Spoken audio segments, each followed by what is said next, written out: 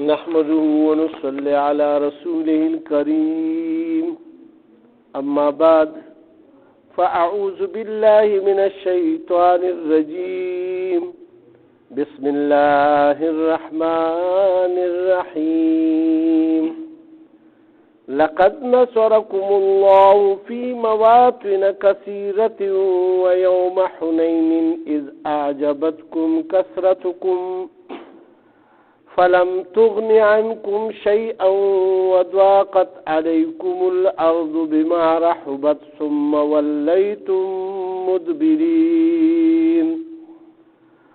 ثم أنزل الله سكينته على رسوله وعلى المؤمنين وأنزل جنودا لم تروها وعذب الذين كفروا وذلك جزاء الكافرين صدق الله العظيم. دا سورة توبہ لسم سپارہ دا سلورم رکوع دی کی شروع کی گئی. پدی کہ اللہ سبحانہ وتعالی فرمائی لقد نصرکم اللہ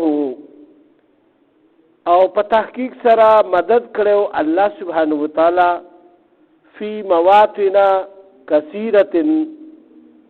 پډیرو میدانونو د جنگ کې. الله سبحانه وتعالی فرمایي و یوم حنین او خاص طور پر د حنین په ورځ باندې اذ اعجبتکم کثرتکم چې کله تاسو په عجب کې واچولوي هغه خپل زیاتوالی د خلکو یعنی فوج تاسو ډیر زیاتو پاغي کې فلم تغن عنکم شیئا نو بیا ایس پکار را نغستاسو وضاقت علیکم الارض او تنگ شو پتاسو باندې زمکا بما رحبت باوجود د فراخه خپلنا ثم ولیتم مدبرین او بیا تاسو وګرځیدئ په خپلو شاګانو باندې یعنی واپس. دلته الله سبحانه وتعالی یو زبردست حکم فرمایي جنگ حنین چې کله مکه معظمه فتح شوه د دې شان نزول زه تاسو ته اول بیانوم. البته بیا د دې آیاتونو ترجمه زموږ په سمجھ کې راځي. کله چې مکه معظمه فتح شوه نو دا حنین علاقه چې کوم دا طائف او د مکی معظمه په منځ کې دا ټول علاقه چې سره د طائفه دا ټول قبایل چې کوم دین راجمع شو هغه وی چې مړه دا قریش چې کوم نو دا خو مسکینان غونته دغه غونته خلق دي او دوی دومره په جنگ باندې نه پیږي او دوی ته موږ وس چلو خو او د جنگ هغه دغه ورته خو اندلته فرمایي چې دغه سرداران ټول راغون شو او هغه یو لخر چې کوم دینو تیار کو او بیا د هغه سردارانو دا مشوره په خپلو کې وکړه چې به داسې خو په دې باندې برې منتل ډېر ګران دي خو مونږ خپل بال بچ خپل مالونه او خپل زناور چې مونږ سره چا سره کور کې څه شی دی هغه ځان سره راوالي او میدان جنگ ته دیوزي چې رسې دا خیال نه چې زما دغه مال بس کیږي زما دغه بچو بس کیږي زما دغه خزي بس کیږي بس هر سړی ته شاته خپل مال او حال ولاړي. دی دا فیصله وکړه او ډیر زیات فوج تقریبا راجمع شو. نو یو روایت کې راځي تقریبا 40,000 فوج راجمع شو. خو مستند روایتونو دا پته لګي چې یعنی تقریبا 4,000 فوج د حوازن قبیله چې هغه تیرانداز و هغه ډېر سخت نشانه باز هغه په دې غرونو کې ځای په ځای باندې کینول او د فوج نه مراد دار چې سره چې کوم دا ټول بچي او زنانه وي دې سره ټول دا 40,000 دلته د مسلمانانو فوج څومره د مسلمانانو د فوج په باره کې راځي چې دا تقریبا د 14,000 پورې واحد دا جنگو چې پدې کې دی په کافرانو باندې غلبه یعنی د فوج په لحاظ سره وا چلته هغه څلور زره کسانو او دلته 14,000 کسان تقریبا لس زره کسان رسول پاک صلی الله علیه وسلم سره د مدینه منورې نه تللي د فتح مکې لپاره 2,000 تقریبا هلته کې نور مسلمانان شو. نو دا هغه مسلمانانو چې هغوی خیلۍ له کلمه ویلې وه او ډېر تماشبین ورسره د مکې معظمین روان شو چې تورېږه اوس څه چل کېږي او هغوی په دې خیال باندې روان وو چې یعنې مطلب دا دی که چېرې فرض که بس دی مغلوبه شوه مسلمانان نو موږ هم پرې راباندې کړو او دې کې ډېرو کسانو دا عهد کړی وو. څه کسان داسې وو چې هغوی په دې تمه باندې روان شوي چې کله رسول الله صلی الله علیه وسلم باندې مو وس بر شي نو بس موږ پرې د تورې ګزار وکړو چې بس دی ختم کړو. نو دا ټوله واقعه داسې وشوه او رسول الله صلی الله علیه وسلم ته خبر راغو چې یعنی حوازن قبیله چې کوم دی خپل تیرانداز هم راغونډ کړي او خپل ټول مخلوق یې راغونډ کړی دی او حمله کوي په مکه معظمه باندې په مسلمانانو په فوج باندې. رسول الله صلی الله علیه وسلم وی چې دوی څو حمله کوي راځي تاسو ورځئ پرې. نو هلته یو میدان ته ورسېد. دغه میدان کې دا هغه میدانو چې په دې کې کفارو د رسول الله صلی الله علیه وسلم خلاف هغه پوره اجتماع کړې وه او د ده د ویستو او د قتل کولو او د دې د ټولو هغه پروګرام یې جوړ کړی ټولې قبیلې راغوښتې وي او بیا حمله آور شوي په دغه باندې. نو رسول پاک صلی الله علیه وسلم دغه ځای ته چې ورسېدو د دې نه هغه طرف نه هغوی راغه او د ګومسان یو جنګ شروع شو او داسې شوي چې بس بالکل وایي د پرې دوړو کې چې کوم دی نو اسم نه ښکارېده دومره دغه شو. نو دغه وخت کې د مسلمانانو په زړه کې دا خبره راغله کله چې دوی د جنګ ته ور روان وو که نه او د خپل فوج ته یې داسې وکتل وایي مړه مونږ چې لږ وو که نه نو وایي مونږ به بری بیا مونتو وایي اوس خو ماشاءالله وایي دومره یو چې وایي اوس خو بس د منټونو کار دی چې دی ووایي دا الفاظ الله ته خوښ نه شوه. ولې چې دوی کلم جنګ کړی خو د الله په مدد او په نصرت سره چې کوم دی مسلمانانو فتح بیا مونتې ده د فوج په لحاظ سره خو چرم چې کوم دی نو یعنې مسلمانانو فتح نه ده مونتې او د مسلمانانو د شان نه دا خلاف خبره ده چې هغه یو داسې خبره وکړي چې زمونږ په اسلحه ډېر مضبوطي وو او مونږ په فوج باندې ډېر مضبوطي وو دی به د الله مدد ځان سره کوي. دی چې هره خبره داسې کوي نو دی به الله یادوي پکې. د مسلمان شان دا نه دی چې دی مطلب دا وایي چې یعنې مطلب دا زمونږ فوج ډېر تکړه دی او رامخکې دي شي او داسې چل دی دا په خپل طاقت او قوت باندې به دی ګومن نه کوي. دی به هر وخت الله سبحانه وتعالی ته چې کوم دی نو متوجه وي. د مسلمان دا شان دی. دلته الله سبحانه وتعالی دا وفرمایل لقد نصرکم الله فی مواطن کثیرة او په تحقیق سره مدد کړو الله سبحانه وتعالی ستاسو په ډیرو میدانونو کې یعنی په بدر کې په احد کې په جنگ احزاب یعنی خندق کې او دغه شانته په خیبر کې او بیا په فتح مکه کې نو په ټولو میدانونو کې تاسو سره الله پاک مدد کړي فرشتي را لېږلي دي او د الله د ای په کافرانو په زړونو کې به رعب واچولو ای باندې به یاره تاریخ شوه او هغوی به اسلحه وغورځول او تاسو ته به اماده شوه. نو دلته کې الله پاک بیا فرمایي ورپسې وایي یوم حنین اذ اعجبتکم کثرتکم او په ورځ د حنین باندې چې کله تاسو په عجب کې واچولی هغه خپل کثرت د فوج فلم تغن عنکم شیئا نو هېڅ تاسو نه په کار رانغه تاسو نه لرې نه کړی شو هېڅ څیز دغه مغلوبیت یعنی کوم چې د څه وجې نه تاسو مغلوب شوئ وضاقت علیکم الارض او دی باندې چې کله هغوی حمله وکړو د هغه ځای نه پرې وایي هغوی هغه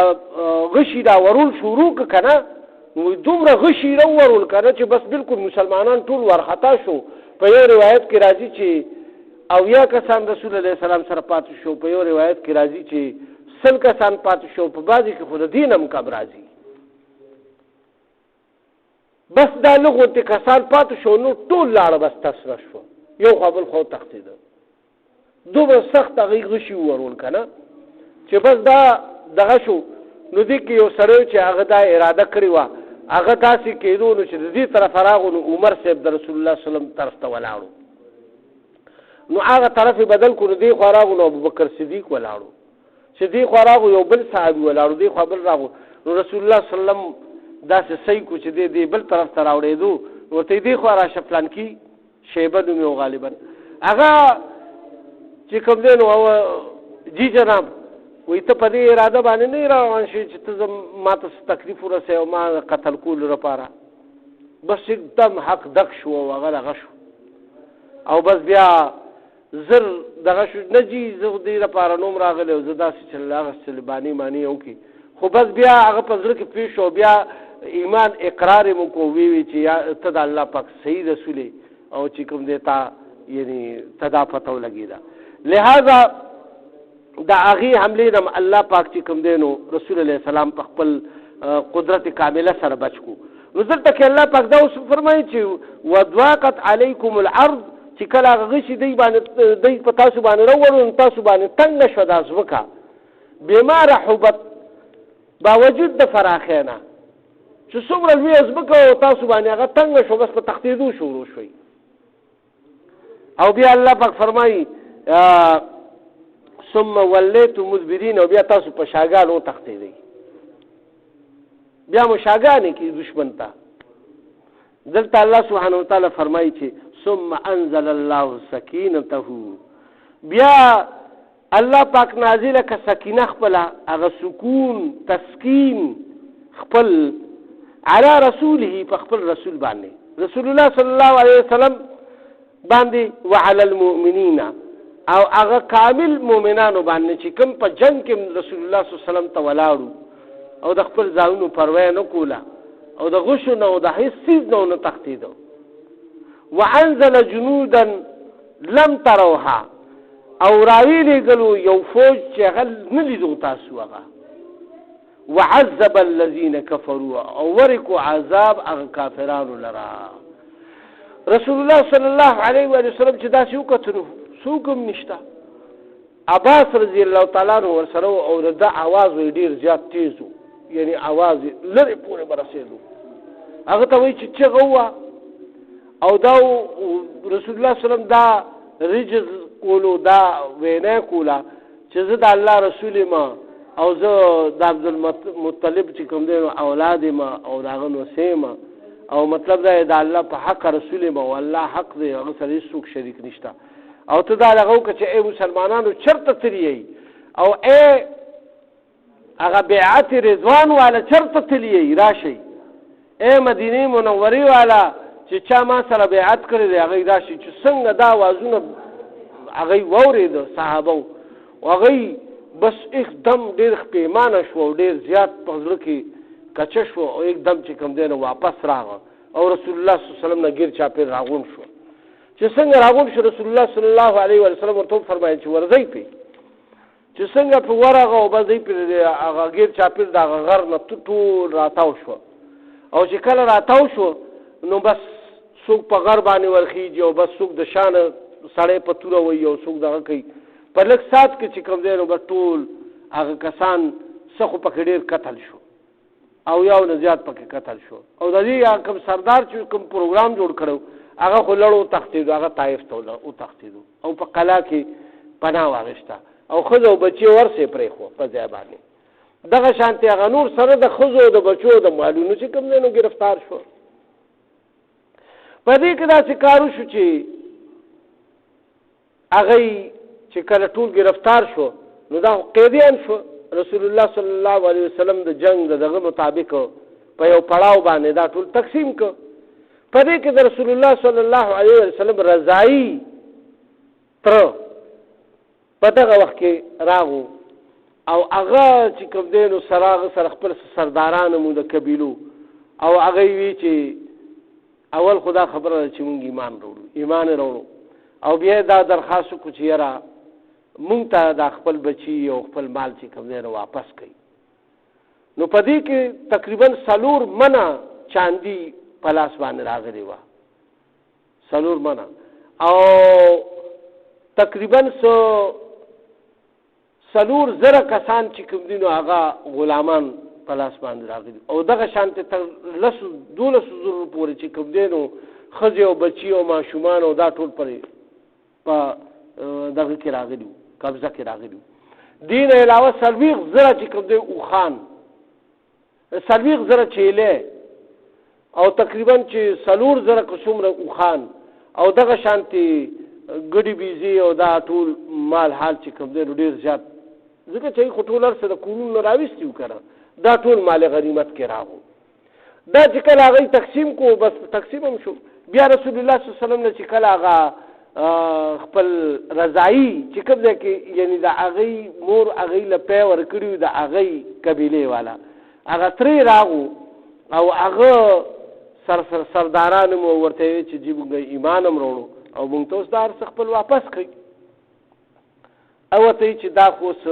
ماته ممکن نه ده ځکه چې ټول تقسیم شوی دي او دا خو د صحابه او لاس تل دا هغه حقوق دي زه تاسو ته څنګه راغوم. بیا هغه ډیر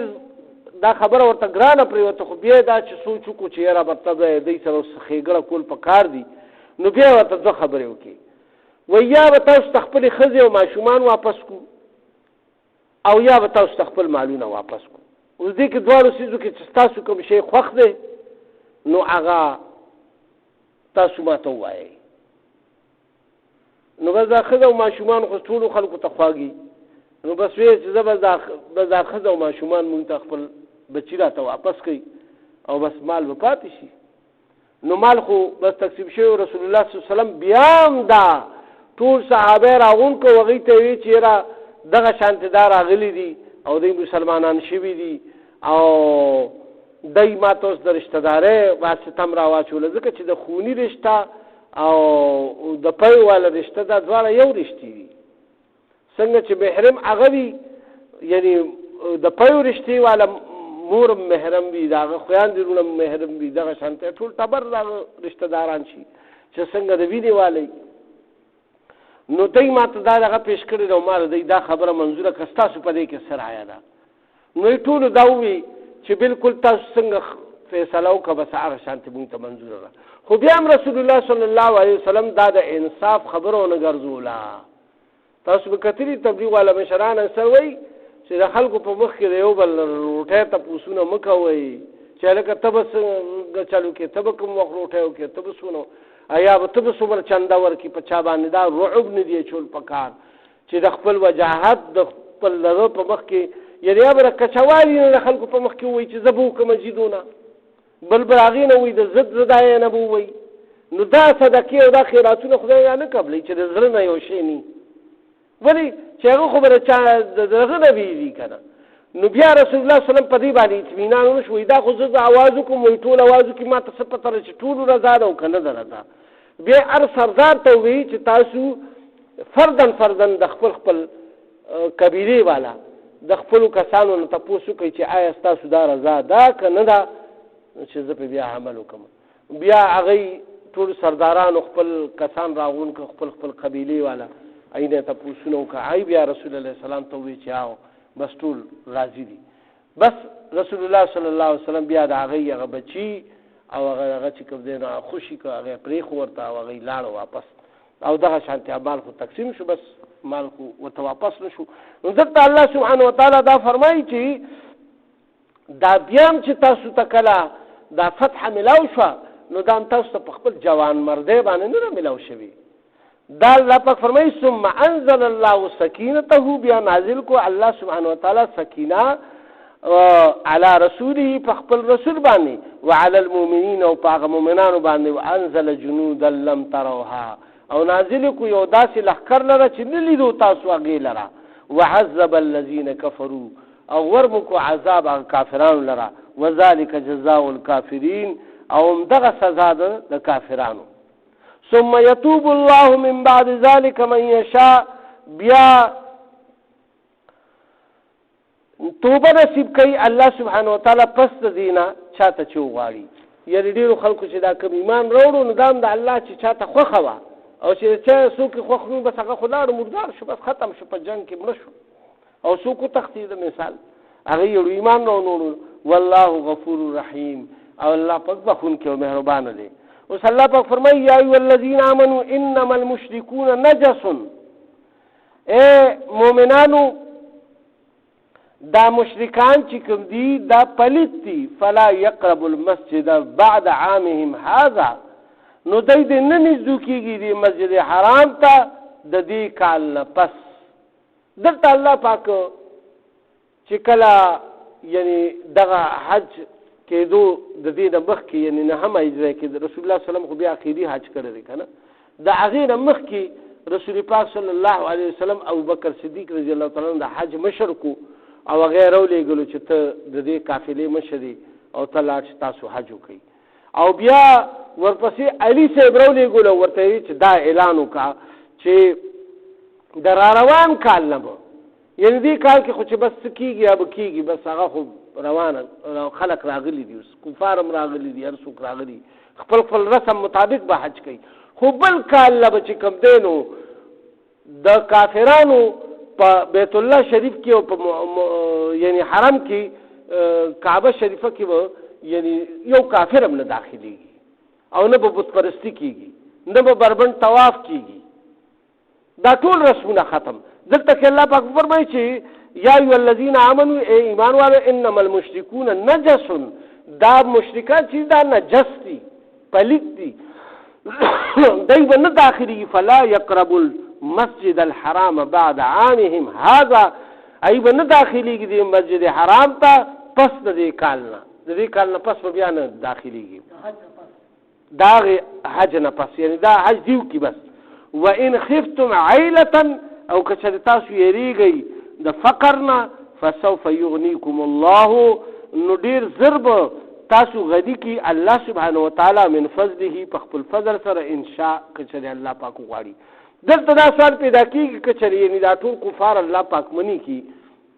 او مسلمانانو په زړه کې به دا دغه پیدا شي چې بیا به دا مکې والا څه کوي، دوی خو ټول تجارت به کولو، راتله به ځان سره به د یو ځای بل ځای نه به راتله او هغه تجارتي مال به هم راوړو، هغه به هم بیا خرڅ کړو. دلته په دې باندې د ټول مکې معظمې د خلکو دغه و، ځکه چې هلته خو نه کاشکاري کېده، نه باغونه شته، نه ځمکې شته، نه پټي شته، همدغه بس تجارت ترې دې باندې کېږي. نو الله پاک د هغې هم تدارک وکړو په دې آیات شریف کې، فرمایي که چې تاسو د فقر نه یېرېږئ نو الله به تاسو غني کړي په خپل فضل سره. او بیا فرمایي چې ان الله علیم حکیم، بېشکه الله سبحانه وتعالی ته هر څه پته ده، خو هغه حکمت والا دی، هغه په حکمت او بصیرت سره ټول کارونه کوي. دې کار کې څوک منې نه کړه چې ټول راغلي د لرې لرې ځای نه او داسې واپس څوک الله پاک ونه لېږل، خو د راروان کال لپاره بس دا حکم وشو. نو لهذا راروان کال لپاره بس بیا رسول پاک صلی الله علیه وسلم ټول بوتان هم مات کړو چې کله بیا فتح مکه وشوه، هغه په راروان کال کې وه. اوس الله پاک فرمایي قاتلوا الذین لا یؤمنون، او جنګېږئ یا کسانو سره چې ایمان نه راوړي بالله په الله باندې، ولا بالیوم الاخر، او نه په ورځ د آخرت باندې، ولا یحرمون ما حرم الله، او نه حرام ګړي هغه څیزونه چې کوم حرام کړي دي الله ورسوله او د هغه رسول، ولا یدینون دین الحق، او نه قبلوي هغه دین حق لره، هغه صحیح دین لره نه قبلوي. او بیا فرمایي چې من الذین اوتوا الکتاب، دا کسانو چې اهل کتاب دي، حتی یعطوا الجزیه، تر دې پورې چې ورکي دی یعنی جزیه لره عن ید وهم صاغرون، په خپلو لاسونو سره ذلیلان شي او دا دغه وګڼي. ګوره ټیکس چې څوک د چا قبلوي نو خو هغه ځان ښکته ګڼي نو هله ټیکس ورکوي، که جزیه به هغه خلکو. دلته الله سبحانه وتعالی د کافرانو ذکر هم وکړو، ورسره د اهل کتابو ذکر هم وکړو. د اهل کتابو په باره کې دا راځي چې د مسلمانانو چونکې لومبي ځل باندې دا دغه نو د زړه کې دا خط شوی چې دوی خو په الله او په رسول باندې ایمان راوړي او په موسی علیه السلام په عیسی علیه السلام باندې دوی ایمان راوړي، نو دوی د خلاف د جنگ جهاد څنګه حکم دی. نو الله پاک دا یې هم رد فرمایلو، ولې چې دوی هم یو قسم مشرکان شوي دي. ولې لومبۍ خبره خو دا ده چې عیسایانو عیسی علیه السلام د خدای زوی ګڼلی دی او یهودیانو چې کوم دی عزیر علیه السلام د خدای زوی ګڼلی. دویم نمبر د دوی په الله باندې ځکه یقین نشته. الله پاک دا فرمایل چې د دې په الله باندې رسول نشته او ایمان نشته او په یوم آخرت باندې ایمان نشته. نو په الله باندې داسې یقین نشته چې الله چې کوم کتاب را لېږلی پای کې رد بدل وکړو او د الله یره په زړه کې نشته. د دې مطلب دا چې د الله باندې اړو یقین نشته. او رسول پاک صلی الله علیه وسلم کوم صفات چې هغه د کتاب روان کو او د ځان نه مسلې راوېستي دواړو فرقو. دریم نمبر دی په آخرت باندې یقین داسې نشته چې دی وایي چې خلک به داسې جوسې سره نه راپاسي، بس دا به د روح حساب کتابي، بس روحونه به جنت ته لاړ شي او روحونه به دوزخ ته لاړ شي او داسې به الله پاک ژوندي کول نه کوي چې څنګه راوستي. په دې باندې د دې ایمان نشته. نو یو قسم د دې بیا بعث بعد الموت باندې ایمان نشته، یعنی یوم آخرت کې به خلک حاضرېږي. څنګه به حاضرېږي؟ بس تش روحونو سره به حساب کتاب کېږي. دلته کې الله پاک فرمایي چې هغه دین حق ته دی دروغ وي چې کوم ریشا دین لکه محمد صلی الله علیه وسلم من الذین اوتوا الکتاب، دا کسانو چې اوتوا الکتاب یعنی ورکړی شوی وایي ته کتاب، حتی یعطوا الجزیه، که چېرې دی جزیه ومنله او سر یې کېښو نو ټول مه مړه کوئ. چې زمونږ ګوره د دې دپاره فرمایي چې دا جهاد د دې دپاره نه دی چې بس کفار ټول ختم کوي مړه کوي. دین خو به ګوره د زړه نه قابلی که نه، په زور خو مسلماني نشته که نه. دلته الله پاک وفرمایل چې بس جزیه ومني، د دې ملک قانون د کوم ملک کې چې هغې اوسېږي د هغه ملک قانون ومني او ټکس ورکوي، جزیه ورکوي، لحاظه بس دا دوی ته امن حاصل شو. اوس د دوی به خپل طریقه باندې خپل عبادت هم کولی شي او آزادانه به طریقې باندې، خو د مسلمانانو خلاف به څه کاروی نه کوي، هغې خفیه به څه تدبیر نه کوي چې د مسلمانانو دپاره مصیبتونه ودرئ یا دشمن قوم سره څه راز باز یا ساز باز وکړي. خپل عبادت کوي دی، خپل عبادت خانې جوړی دی، پای باندې د اسلام هېڅ دغه نه دی، خو دوی به جزیه ورکوي، ټکس به ورکوي. او دلته کې الله پاک وفرمایل چې صاغرین ټکې استعمال کړی دی چې دا به الله دوی ته دغه کېږي چې دوی ذلیله ځان وګڼي او دوی چې کوم دی نو خپل بس وایي چې یاره مونږ به ورکوو، جزیه به ورکوو او بس مونږ ته څه مه وایئ. نو لحاظه د جزیې په باره کې دا خبره راغلې ده چې یعنی مختلف قبیلو سره مختلف طریقو سره هغه بادشاه وقت یا امیر المؤمنین هغه چې کوم دی نو خپل ډیل کولی شي چېرې څومره به یعنی عمر فاروق رضی الله تعالی عنہ چې کوم ډیل کړی نو هغه 4 درهمه چې کوم دی هغه باندې کړو او چې کوم د هغې نه به غریبانانو نو هغې 2 درهمه، چې کوم بیا ډېر زیات غریبانانو هغې 1 درهم، او چې کوم به زنانه وي، ماشومانو، اپاهجو یا کمزوري بوډاګانو پای باندې اسم نو. نو د اسلام خو ډېر اوچت اصول دی او رسول الله صلی الله علیه وسلم تر دې پورې فرمایلی دي چې چا جزیه قبوله کا او د حکومت یعنی په دغه کې راغه او دی له بیا چا تکلیف ورکو نو په ورځ د قیامت به بیا زه دغه خلکو ملګری یم، دغه کفارو ملګری به یم او د مسلمانانو خلاف به زه ګوی ورکوم چې چا پای باندې ظلم د دې نه باوجود کړی چې جزیه هم ورکوي او د دې ملک قانون هم منلی او څه حکم عدولي هم نه ده کړي او دوی ورسره زیاتې کوي، دوی پې ظلم کوي، نو بیا به چې کوم دی یعنی رسول پاک صلی الله علیه وسلم فرمایي چې دوی خلاف به د دې مسلمانانو خلاف به بیا زه راکوم. رسول الله صلی الله علیه وسلم دومره زبردست یعنی احکامات پرېښي دي خپل، نو دومره رحم ترحم والی نبی پاک صلی الله علیه وسلم او چې هغې خپلو امتیانو باندې دومره پورې ده یعنی سپارښتنه کړې ده چې تاسو به غیر مسلمه ته تکلیف نه رسوئ، فضل چې یعنی مطلب یې هغې څه داسې کار نه وي کړي او تاسو خامخا هغې باندې ظلم کوئ او هغې باندې زیاتې کوئ. هغې سره چې کومه خبره توی شوه بس هغې باندې تاسو راضي کېږئ او هغه چې کوم دی نو هغې د هغې نه هغه شی قبلوئ. الله سبحانه وتعالی دې مونږ ټولو په دې باندې عمل توفیق راکړي. یا الله زمونږ دا ناسته په خپل درګاه کې قبول او منظوره کړي. په دې کې که زمونږ نه په معنا او په مفهوم کې څه کمې او زیاتې شي یا الله معافي راته وکړي. مونږ نه کارونه واري چې ستاسو د رضا او د لقا او د قرب سبب جوړ شي په مونږ کې په کورونو هسپتالونو کې څومره بیماران دي الله شفایاب کړي څومره قرضداران دي قرضونه اخلاص کړي د چا څه شرعي حاجات دي الله د خپل غیبي خزانو نه پوره کړي یا الله زمونږ آبا او اجداد تر اوسه پورې څومره وفات شوي دي ټولو مغفرت وکړي د زمونږ د ټولو چې چا څه مشکلات دي یا الله دې آسان کړي ورته رحم کرم والا معامله مونږ سره په دنیا او په آخرت کې وکړي په آخر کې زمونږ هم دا عظیم الشانه کلمه نصیب کړي چې لا اله الا الله محمد رسول الله